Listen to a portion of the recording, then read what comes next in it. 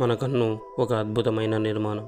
మనం వాడే మొబైల్స్కి మహా అయితే 64 లేదా 108 మెగాపిక్సెల్లో కెమెరాలు ఉంటాయి. కానీ మన కన్ను 576 మెగాపిక్సెల్తో సమానం. అంతేకాదు, మన కన్నులోనే సుమారు 20 లక్షలకు పైగా భాగాలు పనిచేస్తూ ఉంటాయి. అంతేకాదు, మన శరీరంలో మెదడు తర్వాత మోస్ట్ కాంప్లెక్స్ ఆర్గాన్ మన కన్ను. బాడీలో సెన్స్ ఆర్గాన్ రెస్పోర్టర్స్ ఉంటాయి. ఇవి light, sound, smell, taste, touch గ్రహించి మన బ్రెయిన్కి సిగ్నల్స్ రూపంలో పంపిస్తాయి. ఇలా మన బాడీలో మొత్తం సెన్స్ ఆర్గాన్ రెస్పోర్టర్స్లో 70% మన కంటిలోనే ఉన్నాయి. దీనిని బట్టి మన కన్ను ఎంత కాంప్లెక్స్ మెకానిజంతో పనిచేస్తుంది అర్థం చేసుకోవచ్చు. అలాగే మనం ఇంత అందమైన ప్రపంచాన్ని చూడగలుగుతున్నాం అంటే దానికి కారణం కళ్ళు.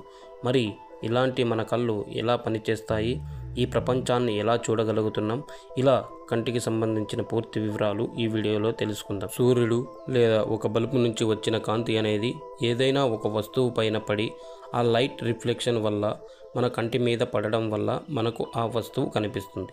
అలా కంటి మీద పడే లైట్ లోపలి వరకు ఎలా వెళ్తుంది, అక్కడ ఏం జరుగుతుంది తెలుసుకునే ముందు అసలు కంటిలో ఏ ఏ భాగాలు ఉంటాయో ముందుగా చూద్దాం.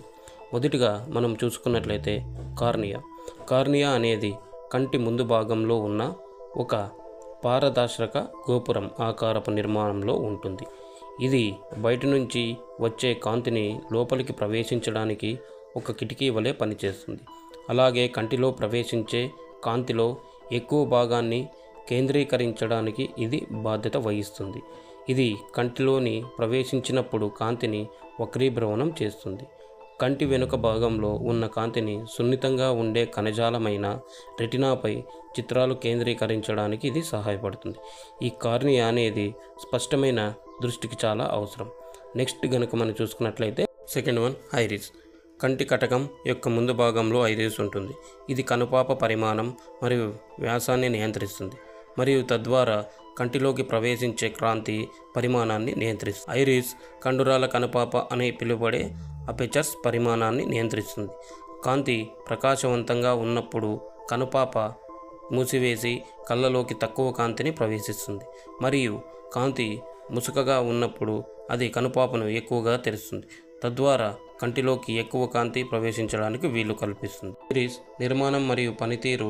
ఇది కార్నియా వెనుక మరియు కంటి లెన్స్ పైన ఉంటుంది. ఇది సిలియారీ బాడీ నుంచి ఉద్భవించి ఐరిస్ను ఏర్పరుస్తుంది. ఇది వర్ణద్రవ్యం కలిగిన నిర్మాణం మరియు రంగు దానిలో ఉన్న వర్ణద్రవ్యం యొక్క పరిమాణం మరియు స్వభావంపై ఆధారపడి ఉంటుంది. ఉదాహరణకు గోధుమ, బూడిద, ఆకుపచ్చ, నీలం మొదలైనవి మెలానిస్ వర్ణద్రవ్యం పరిమాణం ఐరిస్ యొక్క రంగును నిర్ణయిస్తుంది. అందువల్ల రెటీనాలోని ప్రవేశించగల కాంతి పరిమాణాన్ని నియంత్రించడంలో ఐరిస్ కీలక పాత్రను పోషిస్తుంది. ఐరిస్ అనేది కంటి రంగును నిర్ణయించే బలమైన వర్ణద్రవ్యం కలిగిన నిర్మాణం. తద్వారా పురోగతిని గది నుండి వేరు చేస్తుంది. ప్రతి ఒక్కటి కనుపాప గుండా వెళ్తున్న జలహాస్యాన్ని ఐరిస్ అనేది కలిగి ఉంటుంది. Third one pupil. కంటిపాప అనేది కన్నులోని ఒక భాగం. ఇది ఐరిస్ మధ్యలో ఉంటుంది. ఇది కంటిలోని కాంతి ప్రవేశించడానికి సహాయపడుతుంది. తద్వారా మనం చూడగలుగుతాం.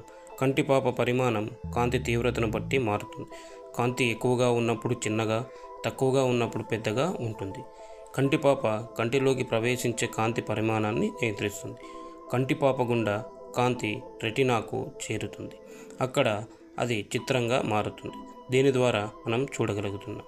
కంటిపాప పరిమాణం కాంతి తీవ్రతను బట్టి మారుతూ వస్తుంది.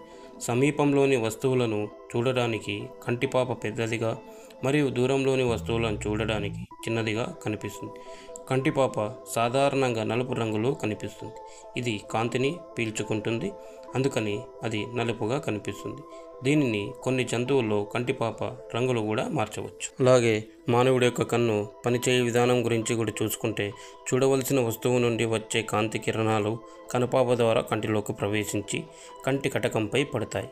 కంటి కటకం కుంభాకారంగా ఉండటం వల్ల రెటినాపై నిజమైన మరియు విలోమ చిత్రాన్ని ఏర్పడుతుంది.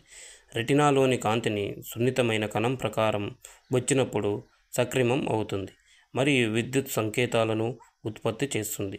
ఈ సంకేతాలను ఆప్టిక్ నాడి ద్వారా మెదడుకు పంపుతాయి. మెదడు ఈ సంకేతాలను అర్థం చేసుకుని మరియు చివరకు దృష్టి అనుభూతిని కల్పిస్తుంది. ఈ సమీప బిందువు మరియు దూర బిందువు గనక కంటిలో చూసుకున్నట్లయితే ఒక చిన్న వస్తువును కంటికి స్పష్టంగా చూడగలిగితే అది సమీప బిందువు అంటారు. సాధారణ కంటిని ఇది దాదాపు 20 సెంటీమీటర్లు మరియు దీనిని డి చిహ్నంతో సూచిస్తారు. వయసు పెరిగే కొద్దీ కంటి కటకం వద్ద కంటికి సర్దుబాటు శక్తి తగ్గుతుంది. క్రమంగా దాని వ్యవస్థను కోల్పోతుంది. దాదాపు 60 సంవత్సరాల వయసు ఉన్న చాలామంది వృద్ధులకు సమీప బిందువు దాదాపు 200 సెంటీమీటర్లుగా ఉంటుంది మరియు సమీపంలోని వస్తువులను స్పష్టంగా చూడడానికి సరిదిద్దే అద్దాలు అవసరం.